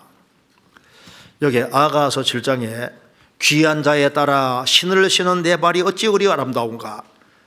복음에 예비한 걸 신고 열심히 복음 전하러 다니는 발이 아름답다는 겁니다. 그런데 여기 배꼽은 섞은 포도주 가득히 부은 둥근 잔 같고, 우리가 배꼽 통해서 이제 공급받는 것처럼요. 이게 이 배에 배꼽은 섞은 포도주를 가득히 부은 둥근 잔 같고, 우리가 주님께로부터 공급을 많이 받아야 됩니다. 그리고 그 뒤에 보면은 허리를 말했는데 허리는 백합으로 둔 부드러운 밀단 같구나. 곡식단 같구나. 허리는 밀곡식 탄 같구나. 눈물을 흘리며 씨를 뿌리는 자는 단을 거둔다는 말씀대로 밀단 같구나. 무슨 말입니까?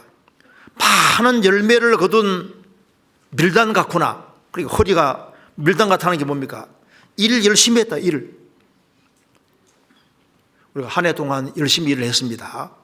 우리가 새해에는 할 일이 굉장히 많습니다.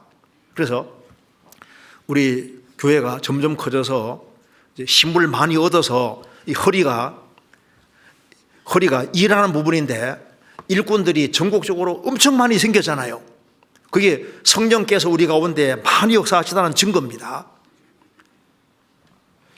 주님 앞에 섰을 때 너 뭐 하다 왔냐? 저는 주님이 주시는 주님 말씀대로 일하다 왔습니다. 우리가 일하다가 주님을 만나야 됩니다. 그리고 이제 더 나아가니까 어떻게 됐습니까? 헤엄할 물이 됐습니다. 이제는 걸을 수가 없어요. 아예 물 속에 완전히 들어갔습니다. 그럼 다시 생각해 보시면요. 1천정 나아가니까 발목, 더 나아가니까 무릎, 더 나아가니까 허리, 더 나아가니까 물속에 완전히 잠기잖아요. 물속에 완전히 들어가는 것처럼요. 그게 이제 성령이 역사하는 곳속에 완전히 들어가서 성령에게 붙잡힌 성령 충만하고도 연결되는 겁니다. 그래서 이제 주님의 도움을 더 받아서 주님의 도움 가운데 살아간다는 게 얼마나 큰 축복입니까? 그래서 점점 성령이 더 역사하시면 얼마나 좋겠어요. 자, 그런데 성경 다시 봅시다. 에스겔을 다시 보시겠습니다. 47장 그런데 여기 이 얘기를 하면서 6절에 보겠습니다. 어디에 주목하겠냐면은 6절에 그가 내게 이르시되 인자야 내가 이것을 보았느냐 하시고 나를 인도하여 강가로 돌아가게 하시기로 내가 돌아간즉 강 좌우편에 나무가 심이 많더라. 그가 내게 이르시되 이 물이 동방으로 향하여 흘러 아라바로 내려가서 바다에 이르니 이 흘러내리는 물이 그 바다의 물이 소성함을 얻을지라. 이 강물이 이르는 곳마다 소성하는 모든 생물이 살고 또 고기가 심이 많으리니 이 물이 흘러 들어감으로 바닷물이 소성함을 얻겠고 이 강이 이르는 각처의 모든 것이 살 것이며, 그 다음에 어디를 주목하게 하면은 물이 쫙 흘러가는 걸 보게 해주시면서 물이 흐르는 쪽에 나무들이 많고 물고기들이 많아지고 생명체들이 엄청 번성하는 것을 보여줬습니다. 생명의 역사를 보게 해주신 겁니다. 물이 접촉하는 곳마다 생명체가 번성하는 걸 보여줬잖아요. 우리도 어디에 주목해야 되냐면은 물이 어디로 흘러가는지를 봐야 됩니다. 어디에서 생명 역사가 있는지를 봐야 되는 겁니다.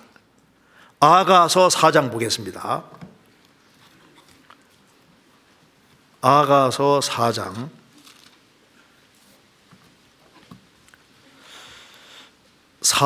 15절.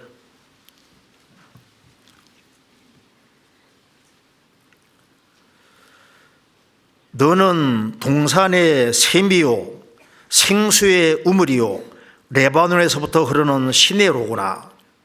여기에 술람 여인은 성도와 교회의 그림자인데요. 너는 동산의 샘이요 생수의 우물이요 레바논에서부터 흐르는 시내로구나.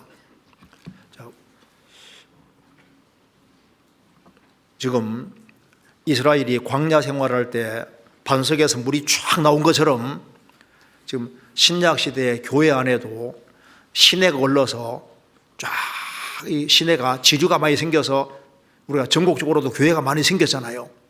해외도 교회가 많이 생겨서 이 물이 흐르는 곳마다 생명력이 나타나는 것처럼 우리 전국 교회에도 점점 물이 많이 흘러나와서 물이 흐르는 곳마다 생명이 역사가 있는 것처럼 지금 우리가 해외 82개 나라까지 지금 여기에 지류가 많이 생겨서 이곳저곳 생명 역사가 계속 나타나고 있습니다. 자, 생명 역사가 어디로 있는지를 그걸 봐야 되는 거예요. 왜 이걸 보게 했을까요? 그곳에 우리가 참여해야 되기 때문에 보게 한 겁니다. 지금 우리 교회를 통해서 물이 쫙 흘러가는 것처럼 성령 역사하셔서 여기저기에서 교회가 생기고 그리고 해외에도 많은 교회들이 생겨나가고 계속적으로 구원받는 역사가 있잖아요. 그러니까 전도서 11장에 내 식물을 물 위에 던지라 여러 노래 사절이라 물 위에 던지는데 그 물이 아무 물이 아니라 생명 역사하시고 성령 역사하시고 말씀 역사하는 그곳에다가 음식물을 던지고 물질을 던지라. 우리가 복음 전해지는 그곳에 성령 역사가 어디에 나타나는지 알고 그쪽에다가 우리 가장 가치 있는 것을 던져야 되는 거예요. 그러잖아요. 우리 개인도 우리 새해에는 더 많은 풍성한 결실이 맺혀야 되는데 어떻게 풍성한 결실이 맺힐까요? 성령 역사하는 그쪽으로 같이 우리가 마음을 함께 할 때 우리 개인도 더 풍성한 결실이 나타나게 되는 겁니다. 지금보다 훨씬 더 많은 결실이 필요합니다. 그런데 여기에서 경고를 하고 있잖아요. 아가서 여기 에스겔을 다시 보시겠습니다. 47장에 여기 경고를 했습니다. 11절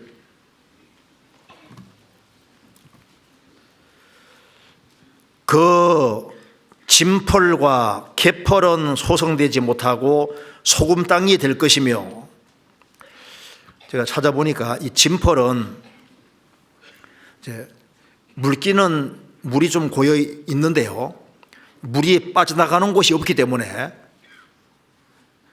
수렁처럼 절적절적한데 이게 물이 이게 빠져나가는 곳이 없고 해서 썩고 못 쓰게 되는 그런 것을 진펄이라고 하더라고요. 진펄. 그래서 그 뒤에 개펄은 물은 좀 들락날락 하는데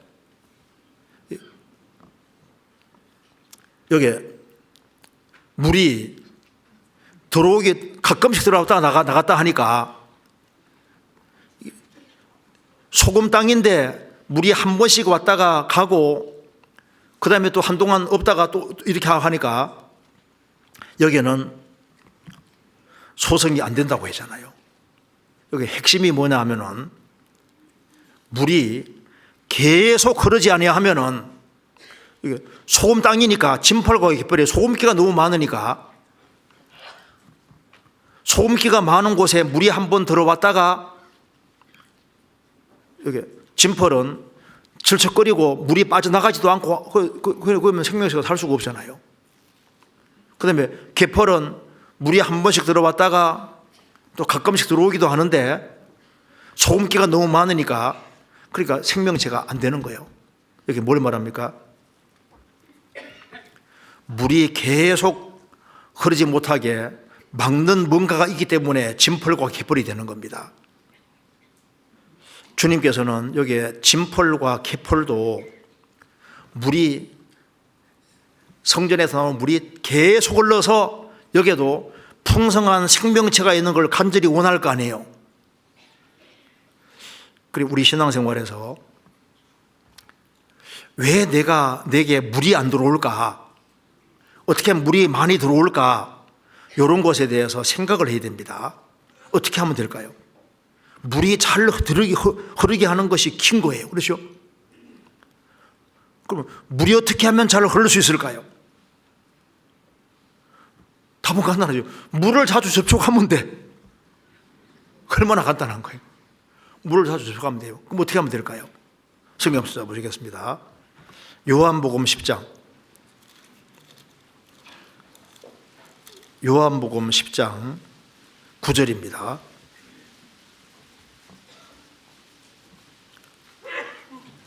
(10장 9절) 같이 읽겠습니다. 내가 문이니 누구든지 나로 말미암아 들어가면 구원을 얻고 또는 들어가며 나오며 꼴을 얻으리라. 예수님이 내가 문이니 누구든지 나로 말미암아 들어가면 구원을 얻고 우리가 구원받을 때 문 통과한 겁니다. 또는 들어가며 나오며 이게 무슨 말입니까? 들락날락 그 말입니다. 꼴을 얻으리라. 생명을 얻고 더 풍성한 생명을 얻는 길이 예수님이 문이고 문 통과해서 구원받은 것처럼 구원받고 난 이후에도 문을 계속 들락날락 하면서 꼴을 얻을 것이다. 그러니까 주님은 머리고 구원받은 우리가 몸이니까 어떻게 더 풍성한 생명을 얻느냐?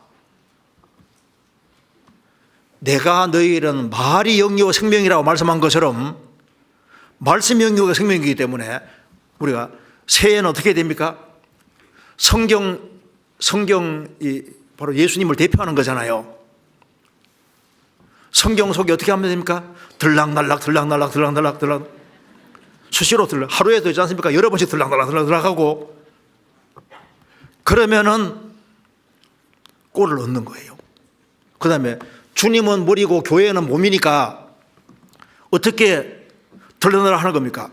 구원받은 무리 가운데 들락날락 하는데 주일도 나오고 수요일도 나오고 청년의 모임 나오고 구역 모임 조모임 나오고 계속 들락날락 이렇게 하면요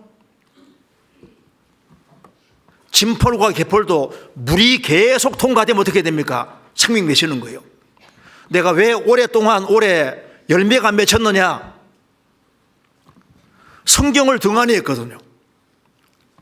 그리스도인들의 모임을 등한히 하고 거기에 빠지지 말고 적극적으로 계속하면요, 계속하면 성령의 역사로 말미암아 풍성한 열매가 맺히게 되는 겁니다. 그래서 술 취하지 말라 이는 방탕한 것이니 오직 성령의 충만을 받으라. 어떻게 충만을 받느냐? 일천석이 나아가니까 헤엄할 물이 되고 물속에 들어가 버리잖아요. 술 충만 반대가 성령 충만인데 한번 보시겠습니다. 잠언 23장 보세요. 이렇게 하면 돼요. 우리 올해 이렇게 하면요, 진펄과 개펄 같은 사람이 없어질 겁니다. 자, 잠언 23장 29절.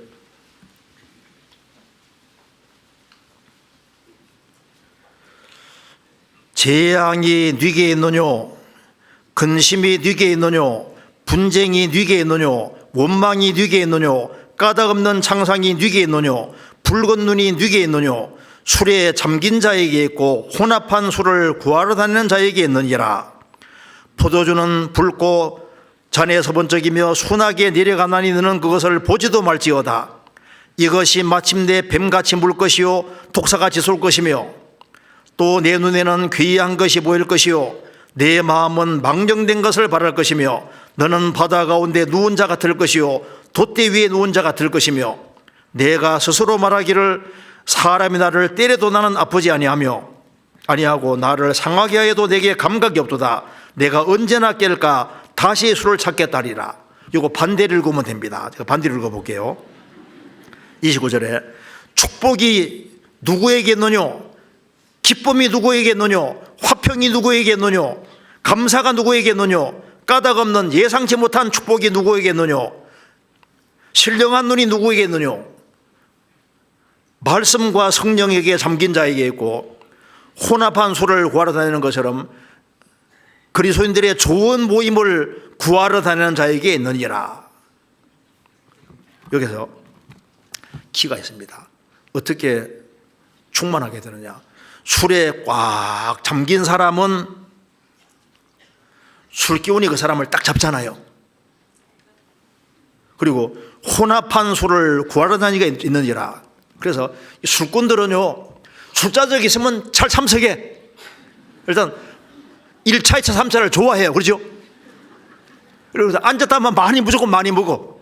그 사람 충만하게 된다고요. 그래서 크리스찬이 어떻게 충만하게 되느냐. 술에 잠긴 자에게 있고, 정말 술꾼들은 달라요.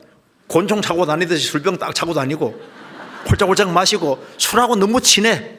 술을 가까이 해. 술 친구들이 많아요. 그것처럼 어떻게 성령 충만하느냐. 그리스도인들의 모임을 좋아하고 말씀을 가까이 하고 신앙생활 잘하는 사람 가까이 하고 운명과 고락 함께 하면 그 사람은 같이 충만해, 같이 신앙생활 잘하게 되는 거예요. 그렇죠? 이게 핵심이 어디 있느냐. 술에 잠긴 자에게 있고 혼합한 술을 구하러 다니는 자에게 있느니라. 우리가 새해에는 신앙생활을 정말 잘해야 됩니다. 그래서 우리 시대에 뭐가 필요하냐면은 거머리에게는 두 딸이 있어 다고 한다는 말씀대로, 거머리에 두 딸이 있다는 것은 거머리는 딱 몸에 붙으면요 양쪽에서 빨 수 있거든요. 입하고 입이 두 개 있습니다. 양쪽에 빠는 거예요. 지금 세상 사람들은 세상 것을 달라고 하는데 우리는 하나님 나 정말 신앙생활 잘하게 도와주세요. 올해는 신앙생활 멋지게 할 수 있게 도와주세요. 하나님 나 좀 도와주십시오. 그 간절한 마음이 필요합니다. 우리가 신앙생활 하는데 우리가 주님은 좀 번거롭게 할 필요가 있어요. 주님 뭘 기뻐하실까요? 여기 한번 하나만 더 봅시다. 마가복음 5장 보겠습니다. 마가복음 5장 35절.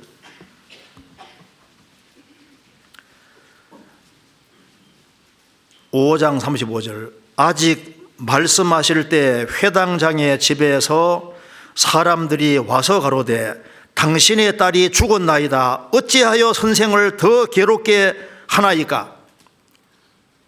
회당장 야이로의 딸이 죽어가는데 예수님이 가는 길에 딸이 죽었습니다. 그래서 회당장 집에 사람들이 나와서 아이고 이제 예수님을 더 이상 괴롭게 하지 마세요. 딸이 죽었습니다. 여기 선생을 더 괴롭게 하시나이까. 그런데 우리가 신앙생활하는 속에서 우리가 악을 행해서 주님을 괴롭게 하는 건 옳지 못하잖아요. 그런데 주님은 뭘 원하시냐면은 주님을 더 수고롭게 하는 거, 매달리는 거 좋아하십니다. 주님을 번거롭게 하는 거 좋아하시는 거예요. 딸이 죽었나이다.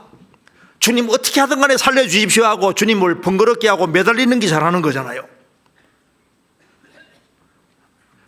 이런 상황에서는 안 되는 게 아니라 하나님의 도움을 구하고 하나님 전지전능하신 분입니다. 주님이 도와주면 얼마든지 가능하니까 어찌하여 선생을 더 괴롭게 하시나이까. 죄 짓는 쪽으로 말고 주님을 번거롭게 하는 것은 좋은 거예요. 과부처럼 매달리는 건 좋은 겁니다. 야곱은 얍삽하다, 교활하다, 간사하다 그런 뜻이지만 야곱은 매달리는 거 잘하잖아요. 매달리는 거. 우리는 자격이 없는 사람입니다. 자격이 없기 때문에 주님을 번거롭게 하고 주님 이렇게 해주세요, 저렇게 해주세요, 도와주세요, 내 신앙생활 잘하게 도와주세요. 그 매달리고 갈망하는 사람들, 그런 사람을 주님이 채워주기 원하시는 거예요. 내가 이렇게 신앙생활을 못했는데 못했으니까 주님께 더 매달려야 되고 주님을 더 번거롭게 하는 게 잘하는 것이요. 내가 올해는 정말 신앙생활 잘하게끔 도와주십시오 하는 그런 간절한 마음이 필요합니다. 그래서 기어코 우리가 새해에는 우리가 훨씬 더 짧은 시간에 훨씬 더 많은 사람들이 구원받을 수 있도록 우리가 우리 신앙생활 속에서 풍성한 결실이 있도록 우리가 같이 노력을 해야 되리라고 생각합니다. 한 해 동안 수고 많이 하셨고요. 이제 새해에도 우리가 아직 집안 식구들을 구원받지 아니한 집안 식구들을 다 주님 품으로 인도하고 정말 우리 통해서 30명, 60명, 100명 더 이상 구원받는 역사가 있도록 우리가 같이 노력을 해야 되겠습니다. 같이 기도하시겠습니다. 자비로우신 우리 아버지 하나님, 저희들을 주의 보배로운 피로 구원해 주시고 주의 크신 은혜와 사랑 가운데 살게 해주시는 것을 감사드립니다. 올 한 해도 주님이 은혜로 이끌어 주시고 또 주의 역사를 나타내 주신 것을 감사합니다. 저희들로 하여금 신앙에 진보할 수 있도록 도와주시고 주님이 원하시는 방향으로 한 걸음 한 걸음 나아갈 수 있도록 도와주시고 어디에서 생명의 역사가 나타나는지를 볼 수 있도록 도와주시고 그곳에 우리의 인생을 던지며 물질과 시간을 던질 수 있도록 역사해 주옵소서. 우리 나머지 모든 생에 주의 거룩한 말씀으로 다스려 주시고 또 새해 주님의 크신 역사를 경험할 수 있도록 도와주시고 우리 모두를 귀하게 사용해 주옵소서. 우리 구주 예수 그리스도 이름으로 기도하옵나이다. 아멘. 수고하셨습니다.